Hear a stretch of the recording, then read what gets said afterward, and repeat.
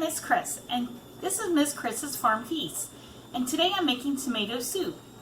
This time of year, tomatoes are really doing well in people's gardens. My tomatoes are kind of weaning out, so I had to go to the farmer's market and I bought a box of tomatoes for only 20 bucks.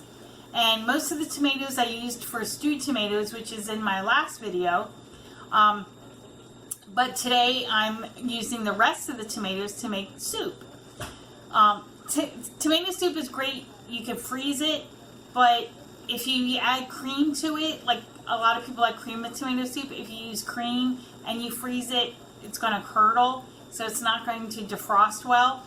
But if you make my recipe with tomatoes and my ingredients and puree it and then freeze it, it's going to do very well. And then you can defrost it, put it on the stove, and then you can add a little cream if you want to do it that way.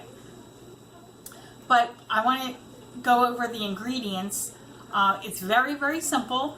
It's just onions. I used about 30 plum tomatoes and about 5 cloves of garlic and 2 Vidalia onions. I chopped the garlic, chopped the onions, a rough chop because we're going to puree it. I put that on the stove in a pot with olive oil and simmered it until they were just golden and translucent. Then I added my chopped tomatoes. I also added 1 cup of chicken broth. So I wanted to go over, if you use regular tomatoes like beefsteak tomatoes or large tomatoes, they have a lot of seeds in them. So you're going to have to use a strainer to get the seeds out. Usually tomato soup doesn't have seeds in it, so you want to find a way to strain your soup.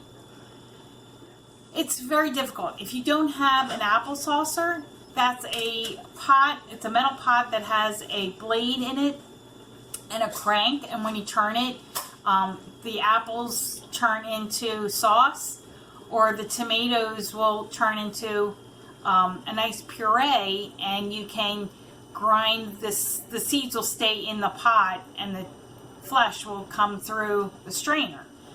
But I don't have one of them, so I'm doing it an easier way, which is taking a plum tomato that I have steamed. I put 30 tomatoes in a pot and I blanched them until the skins were able to come off easily, but they're firm and they're nice meaty texture. So what I do is I cut them in half.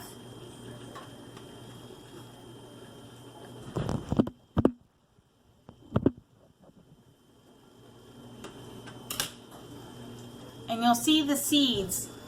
See the seeds on the sides? And I just take my finger and I take that out.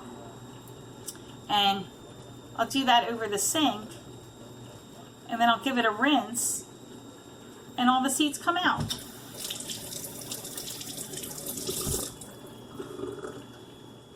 See? Continuing to simmer my tomato soup. You can see. So I just added salt and pepper. That's it. Onions, garlic, salt and pepper, and my secret ingredient. I'm going to show you.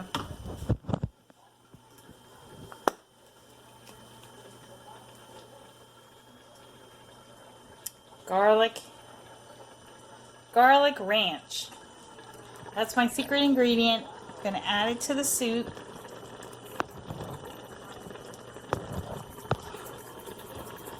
About maybe 2 tablespoons.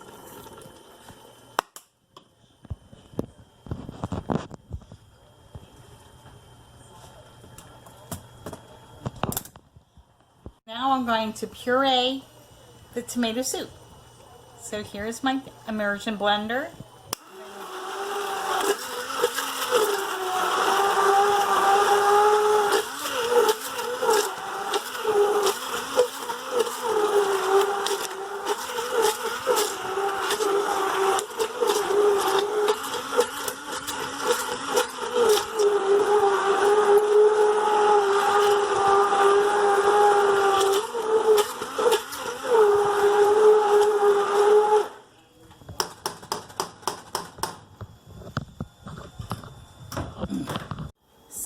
been letting this soup simmer for about an hour, and we have a nice smooth consistency.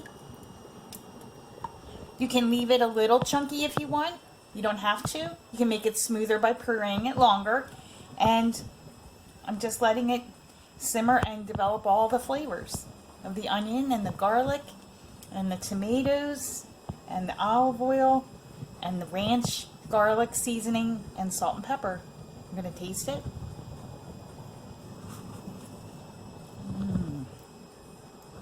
Delicious. Hope you enjoyed this video, and we'll be cooking soon in a few. See ya.